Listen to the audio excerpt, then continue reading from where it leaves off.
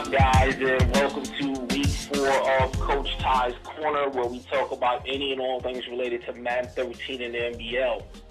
Today we have a special guest, Commissioner of the NBL, a.k.a. Coach Philly, a.k.a. coach of the Philadelphia Eagles.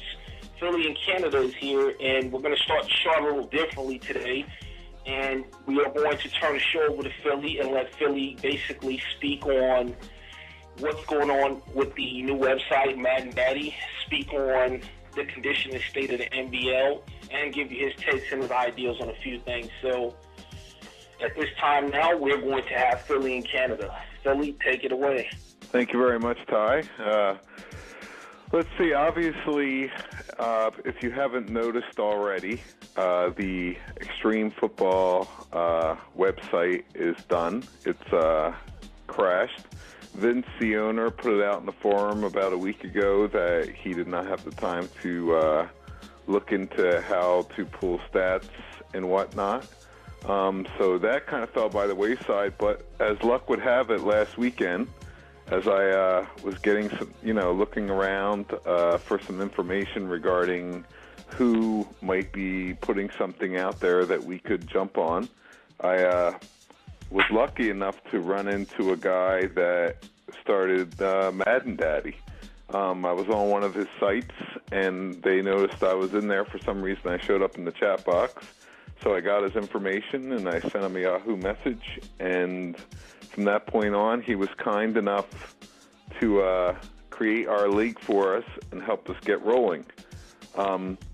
As of right now, Madden Daddy only has 15 leagues. He's not opening it up completely until he has all the features done. It seems like every day he is releasing a new feature. I know that there's sign and release on there now, but I know there's a few bugs with the CCM, so you're not able to pick up free agents and whatnot just yet. He just created a forum, and that is being worked on. It does show up in the admin, but I tried messing with it today, and I can't seem to get it to work right. So he's working on that as well. An example of how quick he is to take care of issues. I noticed last night that stats for my particular team wasn't updating. I would hit the sync and it said the roster would update, but the stats weren't updating. So I messaged him. He looked right into it, saw that it was indeed a bug, that he had miscoded something, and he fixed it. And then he manually updated all the Eagle stats so that they're squared up with week 6 and whatnot. So he is constantly working on things, and if you were to go to the home of the Madden Daddy website, it tells you right on the front page what is available now and what he is working on for the future. Like I said, this is a work in progress. He's not releasing it outright to everybody until it's completely done. He does foresee there being a charge. Currently, right now, he has these teams, these leagues running on a server within his house. So as he expands this Madden Daddy business, he will more than likely start charging, which is fine. Extreme Football charged as well. As you can see, our website is very similar. The nice part about it was basically I just copy and pasted our layout over to Madden Daddy, and it worked just fine. There's a couple of things that are a little bit off. For example, the ticker, it doesn't go across the whole screen, but these are things that will work out. I actually have the guy that originally did the layout for the NBL. I have him lined up to do a few tweaks and to freshen up the look of the site, and I have a couple ideas written down, and basically whenever I get with him, which could be as soon as tonight or sometime next week, he will jump in our layout and do a few tweaks and probably change a little bit of the color scheme to freshen it up a little bit. So as far as the website goes, It is a work in progress. I think it's very fortunate that we have the same layout and we have the chat box.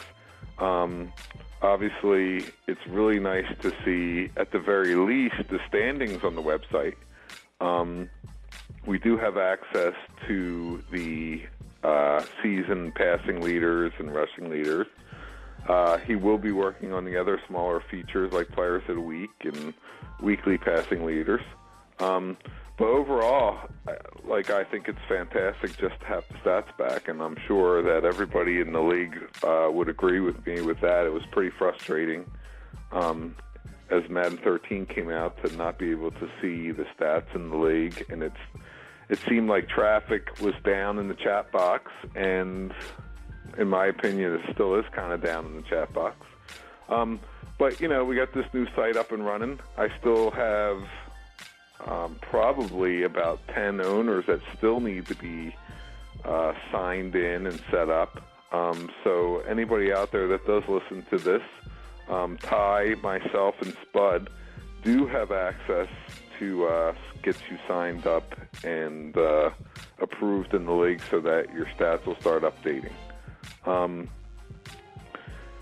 As far as where we are in the NBL, I would say that if we compared to Season 2 of last year, the one that closed out Madden 12, we had a lot of weeks where we completely finished the schedule. That's not so much this year. As of right now, I think there's 4 or 5 games on the weekly docket that still have not been played. And I think that kind of, in my opinion, stems to the fact that people aren't really communicating to each other at the beginning of a week when they're available and whatnot. Like, for example, I've seen on the chat box today guys looking for other guys, and it's probably something they could get in better habit of doing at the beginning of a week. For instance, we're advancing tomorrow. We advanced to Week 6 back on Wednesday, and there's no problem with looking even the day before Wednesday and saying, who do I play next, and start getting the lines of communication out there and opening up a window of when each team is available to play. I'll use a prime example with Ty and myself knew we were playing this coming week, and we touched base at the beginning of last week. I said to him Friday or Saturday night would be great, and we actually ended up playing last night. So if people could get in the habit of doing that and not waiting to the last possible minute to get games scheduled, then we're not pressing to, try to get full weeks of games done. I understand people are busy, but a little bit of effort and ahead of time and respecting each other's schedule would probably go a long way into getting games scheduled, which kind of leads me into another point. If by chance, now I understand that there's some people out there that don't particularly care for Madden 13. It is a lot different than in past years. And if there are people out there in the league that feel like they've lost interest in playing in the league, they should let Ty, myself, or Reggie, or any of the people that are around quite often know. We do get emails quite often about people looking to get in the league. We did have a wait list on the other site. I don't have that on the new site now because everything crashed and I can't pull any of that stuff back. So that'll be a process of kind of redoing the forums and getting stuff linked up. But anyway, if you're not interested in playing, it's not going to be held against you. Just let one of us know, and then we can contact somebody that might want to be in the league. There's 3 or 4 guys right on the list right now that have played in past seasons that would love to get back in the league. So whoever does listen to this, if your interest in Madden 13 is a little lacking and you don't feel like playing, please let us know, and we'll be more than happy to look for somebody that would be more than willing to take over your team. And maybe some point in the future, your interest comes back around and you want to get back in, then we could see what we can do about getting you back in. There will be nothing held against you as far as, whether or not you're into playing or not this season. One other thing I wanted to bring up, as everybody's noticed, on the website, I did make an announcement regarding suspending 2 owners. Ty, myself, Reggie, Spud, a couple of the other admins here and there when their time is available, they, put a lot of time into the league. I will speak for myself and say that I put a lot of time recently into the league because of trying to find somewhere new for the NBL to go, et cetera, et cetera. It was very disturbing to me to see a couple days ago that 2 people were in league games, and those games were not going their way, and they quit. So, as you might not have already known, I'm not even sure if the 49ers or the Vikings know, I did suspend them for Week 7 games. So that is the coming week's game. I did put the 49ers on autopilot because he was losing pretty badly against the Giants, and it did not register. And in fairness to the Giants, he should not have to play that game again. So I let him play the computer against the 49ers this week, and then the suspension will be for Week 7 for both those teams. Quitting is not tolerated, and we've had a few people quit over the last couple weeks because they're throwing a million picks and they're not having a good game, and they just quit on their opponent. That's not fair to them. Each of you, make time in your schedule to play these games, so you should respect your opponent. If you're losing, you're getting beat handedly, finish the game. I can recall in Week 2, I was up 14-0 through 7 interceptions, and in the fourth quarter I was down 41-14, and I ran the ball into the line and was just chewing clock. But I can say that I did not quit. And in fairness to the Ravens who I was playing, I wasn't going to quit, and quitting will not be tolerated. So that's why there are suspensions. So in the future, if I hear that people or see that people have quit, you can expect to be suspended for a week. That would be the first penalty. The second penalty will be the discussion of being booted, because people put a lot of time into this league. I know a lot of people appreciate it, and in fairness to everybody that really wants to be in the league, then that's going to be the ramifications if you get caught quitting a game. In summary, that's about it for me. I don't know if Ty has any questions for me, but that's pretty much where the website is now. It's a work in progress. Every day there is something going on with it. I just got a message now from the guy asking me a question. So basically, the website's coming along. It is going to take a little bit of time to get all the features back that we had previously.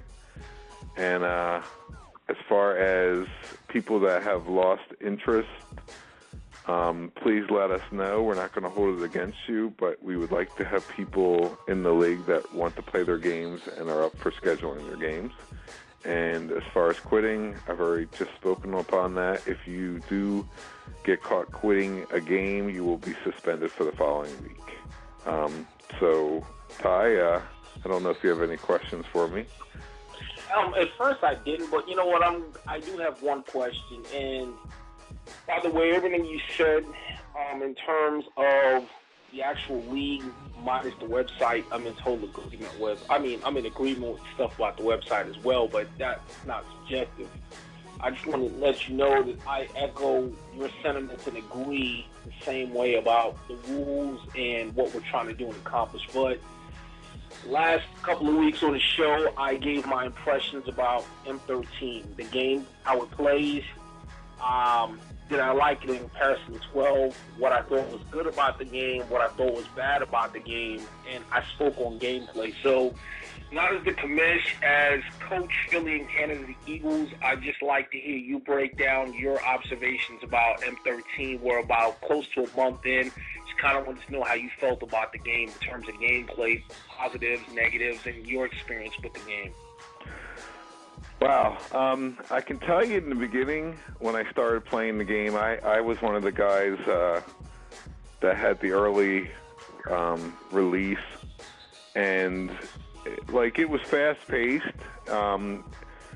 It was kind of hard to get used to. I didn't really care for the first couple weeks. But I like it better than Madden 12 because it's more football strategy to me. I do realize it's an arcade game or a PlayStation video game for that matter. But you have to spend time with the game. You have to play the game and understand what works and understand how to read the defense, which I'm not even that good at. You can't, in years past, and I'll use myself as an example, I was the guy that would be blitzing all the time. Blitz, blitz, blitz, blitz, blitz. And this game this year is not that way. Not that way at all. It's more strategy. You have to have coverages. You have to switch your zones up. You got to move guys around.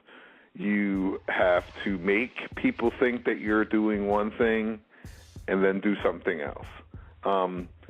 I don't think the ball hawk thing, I mean, for me personally, I was not great at user catching on defense or anything like that. I was coming around at the end of last season. I like it for me, but I'll tell you what, when you're on offense and a player with the caliber of user skills as Candy or Ty or Reggie for that matter, you guys don't need the extra advantage in being able to pick stuff off. I mean, anyway, I like a lot of aspects of the game. I just think that the people that don't like the game are the ones that are frustrated because it's not like years past.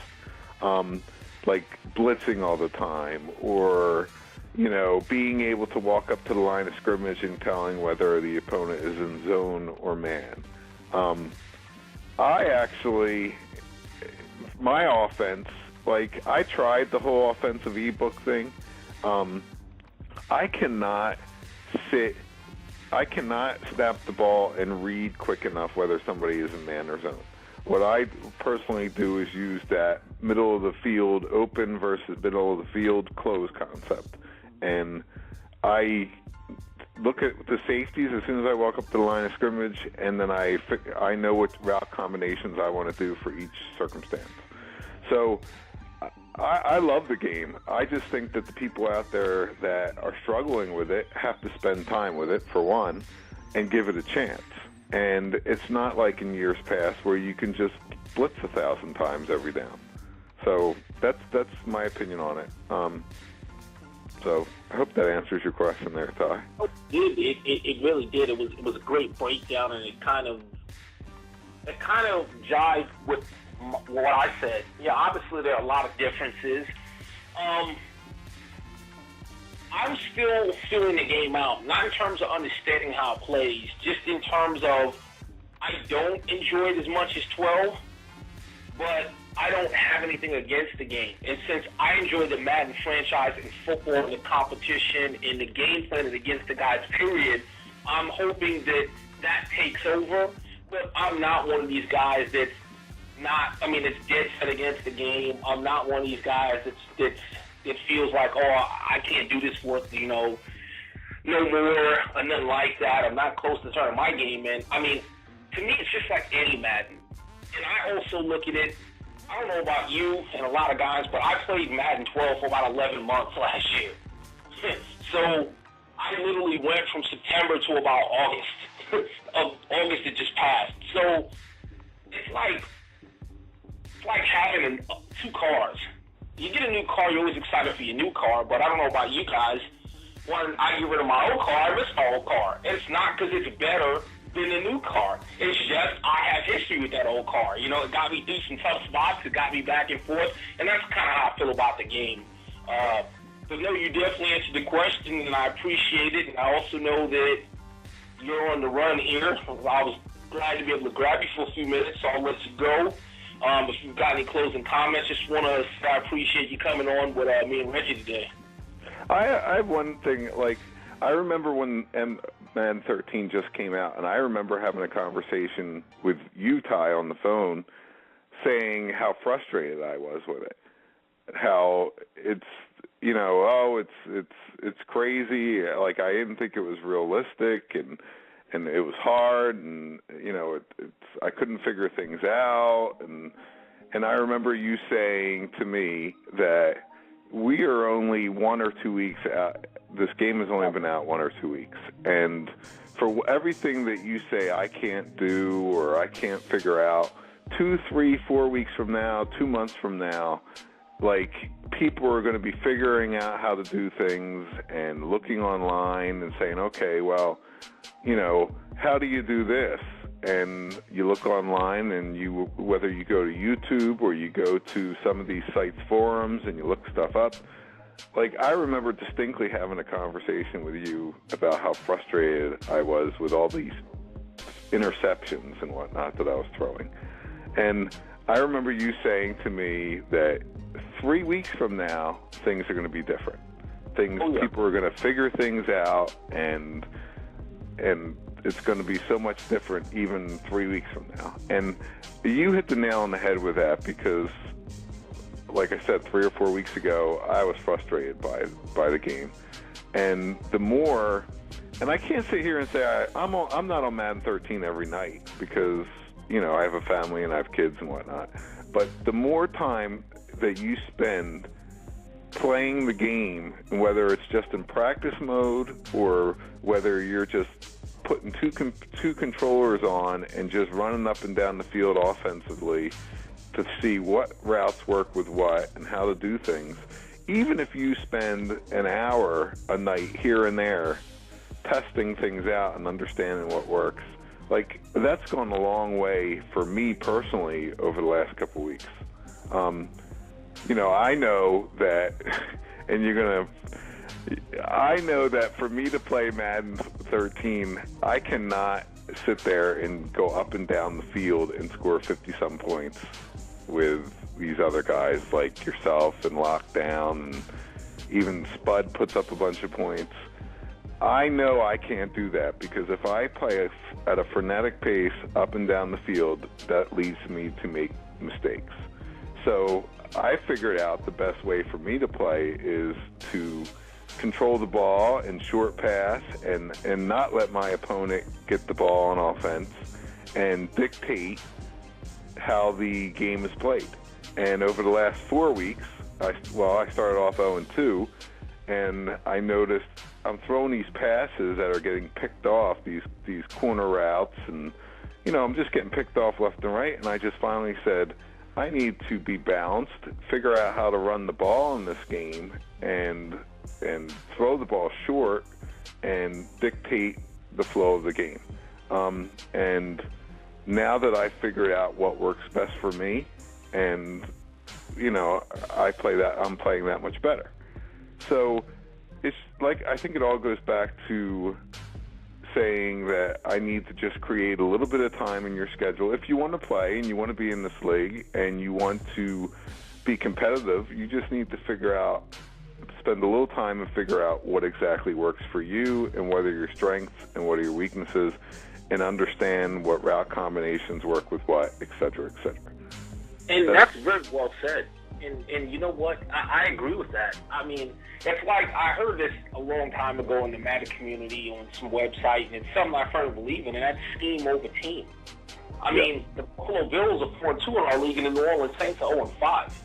Would you rather have the Bills over the Saints? No, of course you'd rather the Saints, but obviously what IT10 and the Bills is doing is greater in overcoming the Saints team, what Coach Crunchy is doing. So, I mean, I definitely agree. I mean, I played you last night, and me and you spoke about this, and Reggie, me and him always talk about this. Yep. I'm not a fan of that slow, grinded out style. I don't have an issue with it strategy-wise because it's smart. It's just for me personally, when I jump on the game, I want to have fun. I do want to run up and down. It doesn't have to be 70 to 50, but I want there to be a pace to a game. The game's already about a 50 minutes to an hour game. And when I get involved in those bog it down, grind it down games, I lose interest, which is my fault. And I get frustrated, which is a great job by you or the Reggie or the opponent in getting inside my head and imposing your will. And it's funny because I did a coach's corner about that last week, and I fell victim to it. I guess for me, the two biggest issues I have with the game, and it doesn't mean I don't like the game, for me, one is defense. Yeah. And, I was telling Reggie this. Reggie had asked me what happened in our game yesterday, and I explained to him. I said, look, Philly out-executed me. I said, he imposed his style of will on me. It took me mentally out of my game plan, and I started pressing. And I made mistakes. And he looked and he said, man, Philly's got a good defense. And I said, you know what? Every call he made on offense and defense was on the money. But I also told him, I said, at the same time, if you're controlling the ball most of the game and the other person's offense doesn't get on the field, they're not going to have good numbers. That being said, you played a hell of a defensive game. But here are my two things with the game is I feel like people that went into the lab over the last few years and learned how to rocket catch, learned how to user catch, learned the user aspects of the game that separated the good players from the great players, they got punished this year because user is much less important this year. And I felt like if I'm going to go to the lab for 20 hours and I'm going to throw lobs for 20 hours and learn how to rocket catch, and now in this game that's not a factor and it's not important, it kind of stinks. And it kind of does stink to me that, last year you had to know how to user picking was an art last year, and this year it's more about being in the right place. I know guys that when they play defense by holding triangle the entire time.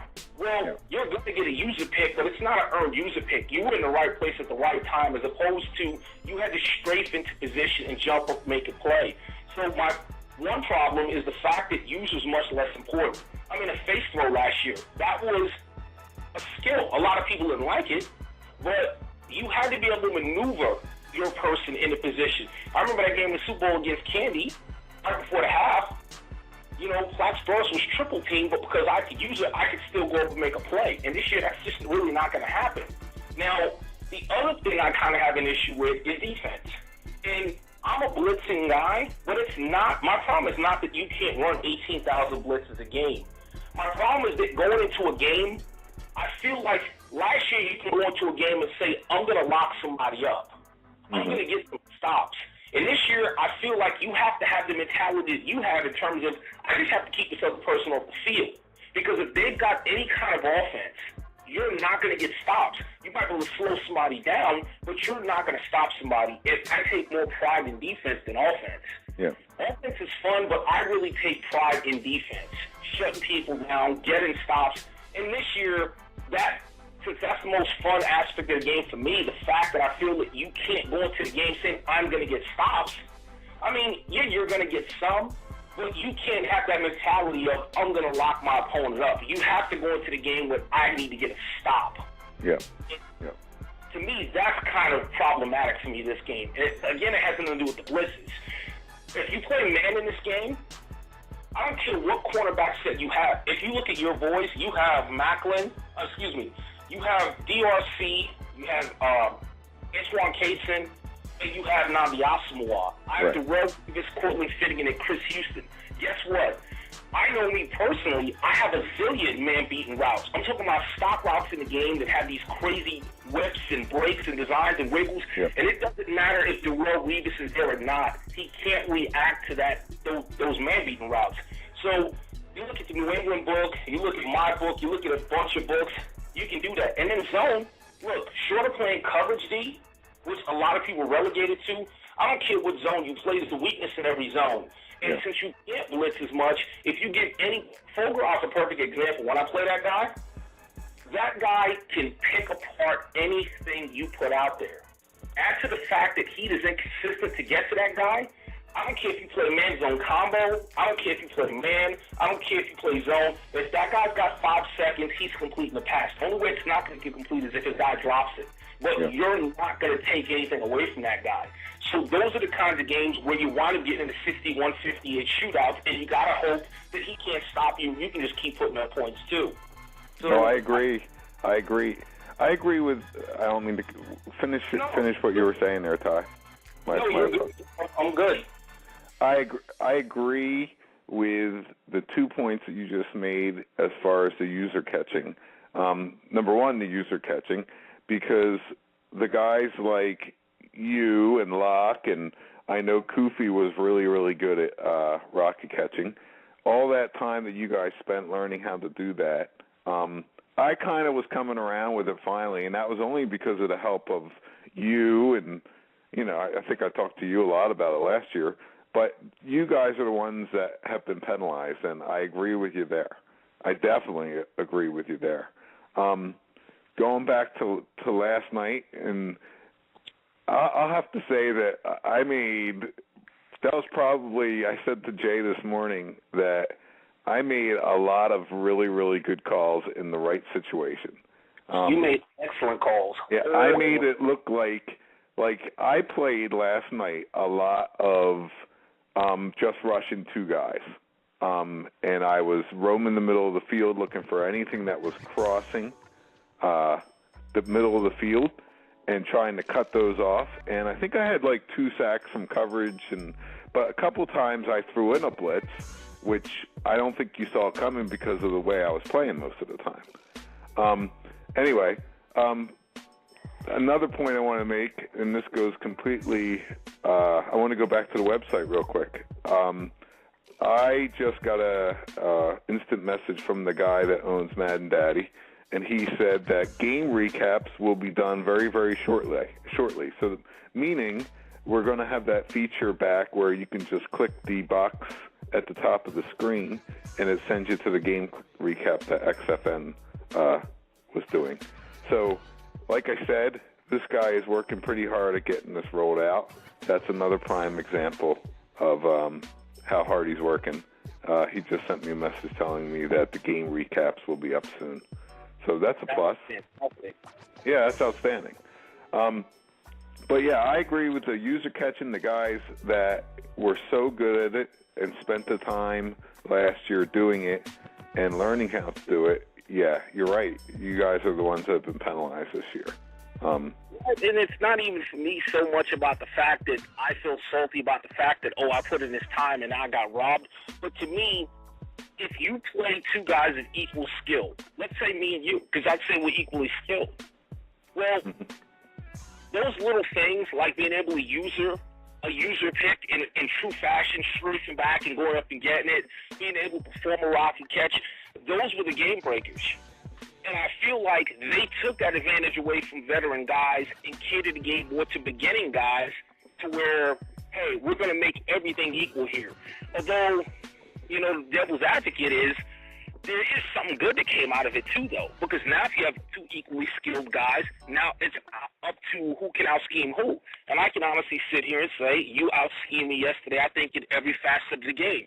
You out-schemed me on offense, and you out-schemed me on defense. So that was a good little trade-off because, again, two equally skilled guys like me and you take user out of it, and now it comes down to scheme, and you out-scheme me. And I think it was a great victory by you, and I'm not a sore loser. And this goes back to the quitting thing. I'm going to speak on this earlier. I'm 2-3, guys, okay? I was in the Super Bowl last year. You know what? I took it a butt kicking at the hands of the Niners. I've been in some ugly games. It hasn't went well for me in the beginning. And I never thought about quitting the game no matter how ugly it got. As I'm watching Philly sit on the ball yesterday in the late half, it's frustrating, but I never thought to myself, let me quit. No, you play the game. I mean, to me, there's always something to be learned even in them ugly losses. Yeah. Let's remember last year you made the Super Bowl, and if I remember correctly, and maybe I have my seasons mixed up, it was either last season or the first season of NBL that you either were 2-4 or 1-4. Yeah, I was 2-4 in season 1. And I remember in season 1, I was either 1-4 or 2-4 because I ran off 8 wins in a row after that. Exactly. And ended up in the Super Bowl in season 1. So, if we want to relate that to you, and you being 2-3 right now, I know, Reggie knows, and anybody that knows you knows that over the last couple seasons of Madden, you're a notoriously slow starter. So I don't think, I'm just glad that I got you early in the season, put it that way. Yeah. No, it's all good. I mean, you're right. I am a slow starter, and I make no bones about that. The point I was just trying to make was, hey, you know what? It doesn't always go your way in the game, but you know what? You have to stick with it. You have to play your games. You have to finish. Take the moral victories. Try to learn what you can from the losses, and just try to not put yourself back in that position. Yeah. I mean, perfect example. Something I got exposed on yesterday. I'm going to make sure it doesn't happen again, and that was the fact that I need to be more patient in my games. I talked about imposing my will, and you always want to do that, but there are going to be times when your opponent imposes their will on you. And when that happens, like I said last week, but I didn't do, you can't succumb to that. You can't mentally break down. Yep. Because you start pressing and not playing your game, and the result is a 35-17 loss. Dude, it was 21-14 at the beginning of the third. Like, you did exactly what you said you did. I took a pretty significant chunk of the beginning of the third quarter. I drove down into your territory, and I think you sacked me and knocked me out of field goal range, and then I had to punt. But at that point there is when I noticed that you started pressing. Yep. You know, because there wasn't a lot of time left in the third, and you only had the fourth left. So I agree with you. Yeah, but that's once again, it was frustrating, but that's something that you have to learn from and go, okay, I'm not going to lose like that again. Yeah. You know? Yeah. So definitely good points. I'm not trying to rush you off the show. You can stay as long as you like. I know you said you didn't want to. You had some things to do. So no, I'm going to give it. I'll leave it to you, Ty. I appreciate you inviting me to come on and being able to just expand upon the website real quick. All I can say to that is the patience. It's coming along pretty quick, and the excitement is building again because we are able to see the stats. And as far as that, you know, I'd like to leave the rest of the show to you because you're taking some time on a weekly basis to talk about some Madden points, and I appreciate you having me on. No, it's not a problem, sir. We appreciate having you on. I mean, I can only talk so much for so long, so it's good to get a little break from time to time and have somebody else come in to let the guys hear from somebody else. I'm actually going to look to start bringing in people on a somewhat regular basis to do things like this. Yep, that sounds great. Yeah, so at the end of your show, if you could just reiterate the fact that, you know, if any owner out there has become a little disinterested, that's fine. Let us know. Also, you know, be a little more proactive in scheduling your games and not wait until the last few hours of a week. Not a problem. You know, and if you could just reiterate that at the end of the show, you know, I think everybody would be better off if all of us was a little more proactive in getting these games scheduled.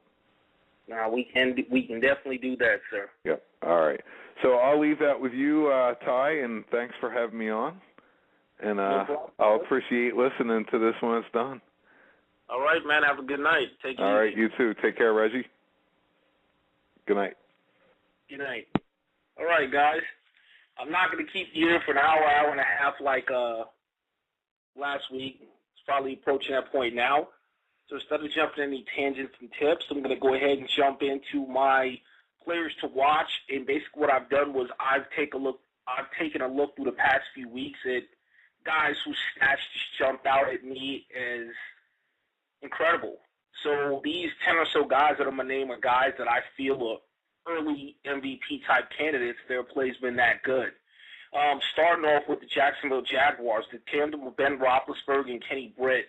Seems like Ben Roethlisberger's thrown for about 400 or 500 yards just about every game this season, and Kenny Britt's caught the majority of those yards. I think Britt's been player of the week twice. So that combo right there, definitely two MVP type players to watch. Tampa Bay, Josh Freeman and Vincent Jackson. That's another devastating duo. Vincent Jackson's leading the NBL in receiving yards with about 1,100 yards, I believe. Definitely on a record-setting, record-breaking pace. I believe last year, Vincent Jackson and Mike Sims-Walker broke NBL records for receiving yards, and I think Vincent Jackson's on pace this year to shatter even his own mark. And Josh Freeman's been a man throwing him the rock, and he's got several 300-400-yard games this season. The Chicago Bears, Mike Vick and Matt Forte, they don't have the mind-boggling, dazzling Nintendo-type numbers, but the Bears are 4-1, and a big reason why, in addition to Coach Kenny's defense, is the play of Vic and Forte. While they may not have great numbers, they've been steady, they've been consistent, and again, a big reason why the Bears are 4-1. Detroit, my guy, Matt Stafford. Detroit's record's 2-3, may not look like an MVP-type candidacy, but I think with the exception of maybe Cam Newton, Stafford's got the most yards in the league, and pretty much due to the fact that Detroit has no run game currently to speak of. It's been all about Matt Stafford. San Diego, Ryan Tannehill. It's got to be one of my big surprises of the year. When that trade was made early in the season and Coach Fulger got rid of Phillip Rivers for Ryan Tannehill, I thought that was a pretty suspect move, and I didn't think that would work for Fulger. And little did I know, Tannehill's posted up beastly numbers week in and week out. And a big reason San Diego's undefeated so far. Houston Texans, Jonathan Joseph. 5 interceptions in one game. That's all I got to say. That's somebody's season right there, and Jonathan Joseph had that in one game. Just imagine if the Texans had another corner. The Redskins, another big surprise of the season. Both the Redskins at 4-2 and RG3. To get Rookie of the Year, Robert Griffin III is feeling like an MVP-type candidate. Probably the biggest reason the Redskins are 4-2 and a success story this year, and Griffin III has been a man. I mean, we all knew he could run the ball, but we didn't know he was as accurate as he was, and he's making a big impact. Cam Newton, Carolina Panthers, leads the league in passing yards. The Panthers don't run the ball too much, so any and all offense generated comes from the throwing arm of Cam Newton, and the Panthers are 4-1. Joe Flacco of the Ravens.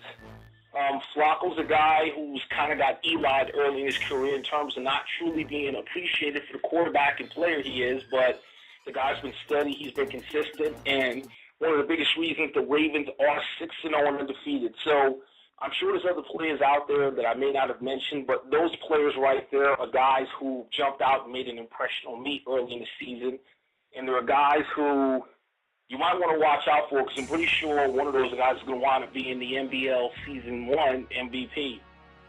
I want to go over a few surprises in the league. So definitely surprises. Charles is 6-0.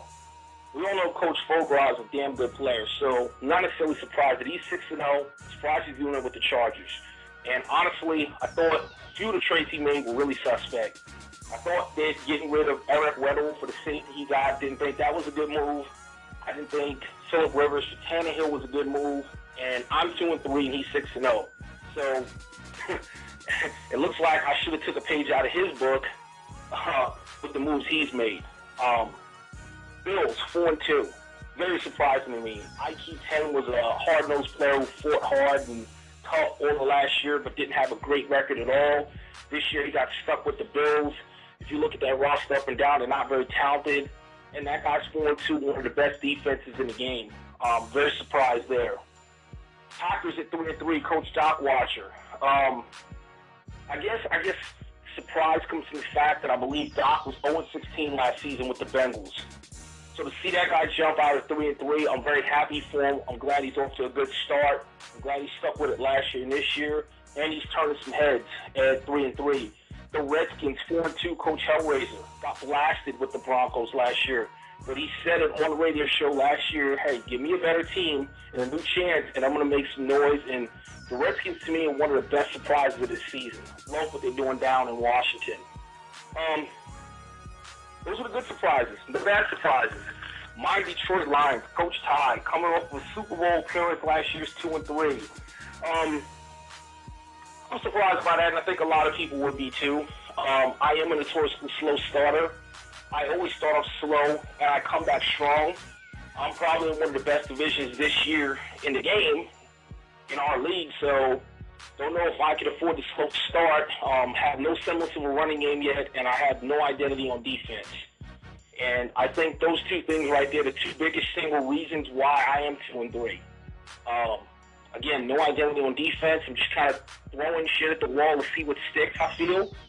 And also, no running game. I can throw the ball a country mile, but if you can't run and you have no balance, you'll get exposed in this league. The Cowboys, 1-4. Coach Tribal won. Coach Tribal won is an enigma that I don't understand yet.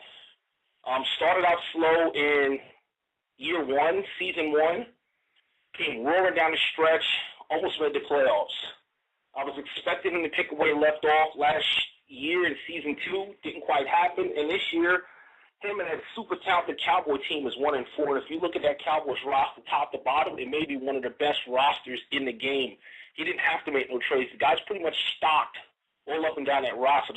So to be 1-4 is a little surprising. Noli in the Seattle Seahawks are 2-4. I'm kind of surprised just because I know how good Noli is, but I guess I'm not surprised because Noli is notorious for not labbing, not practicing, not playing. Noli's one of these guys that he'll pick up the sticks on game day and game day only. And I think the game's changed a lot this year, and you can't not put no time into the game and expect to win.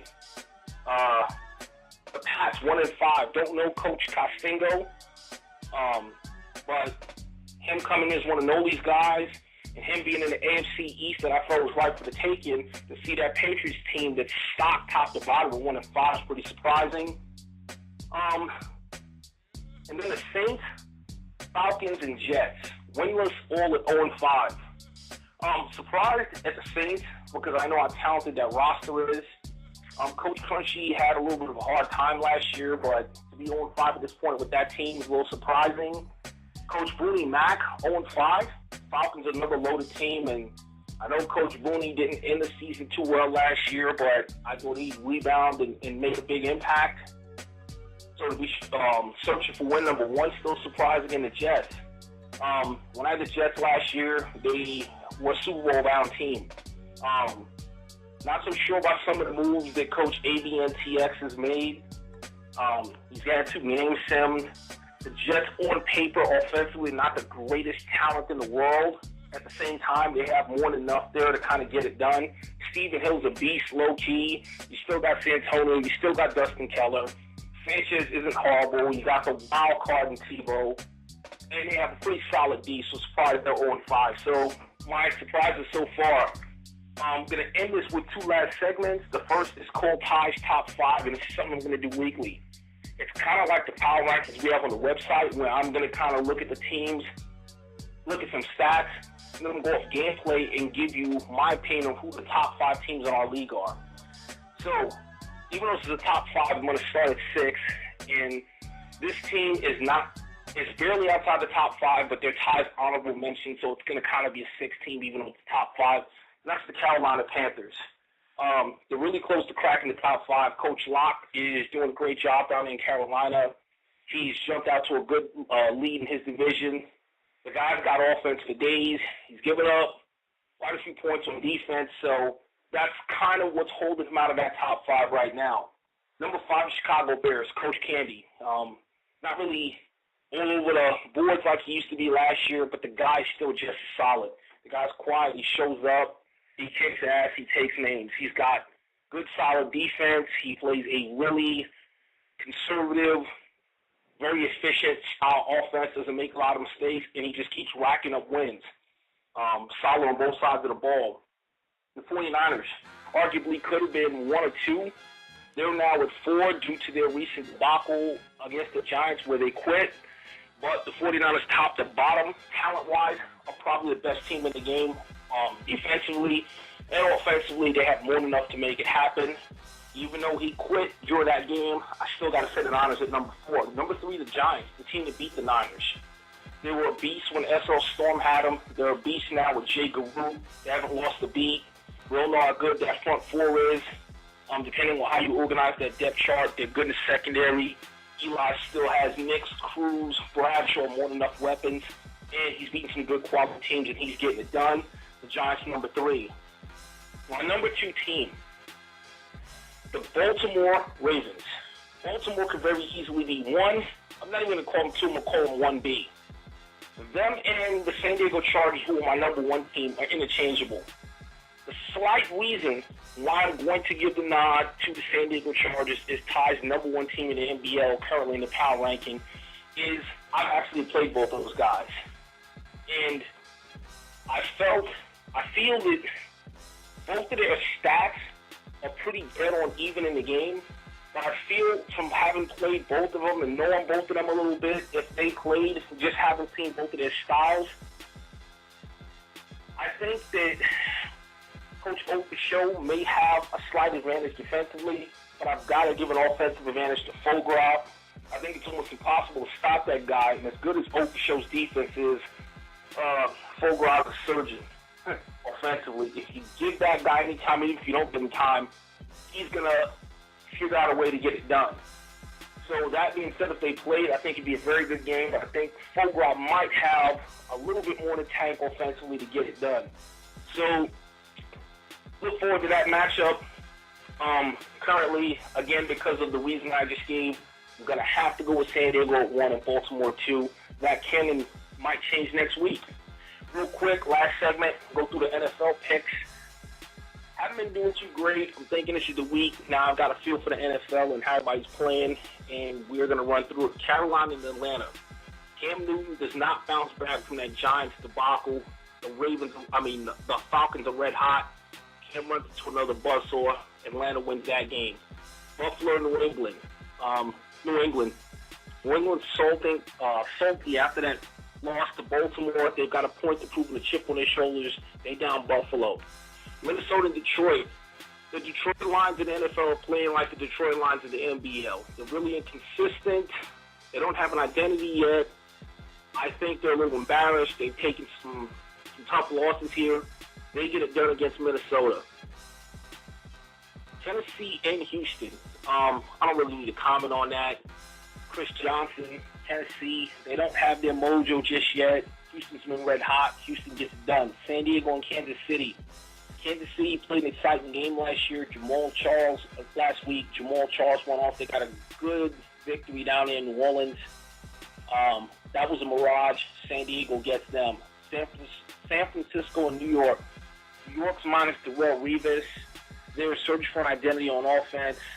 Sanchez is looking more and more like he's trying to give the starting job to Tim Tebow. The Jets, it's all bad tomorrow. San Francisco's pissed off because they lost to Minnesota. They get that done. Seattle and St. Louis. Seattle's coming off a great victory against Green Bay. They're riding the high right now. I think they turn those same dogs loose. They turn loose on Aaron Rodgers. I think Sam Bradford and St. Louis gets obliterated. Miami and Arizona. Arizona is surprisingly one of the best teams in the NFL. And Miami is not. Enough said. Arizona gets that game. Denver and Oakland. Peyton Manning's had 2 lackluster games. Oakland's the right type of team to bounce back on. Oakland had a great victory against Pittsburgh. They don't have one this week in them. Denver gets that game. Jacksonville and Cincinnati. Jacksonville's a young team. Now's not their time.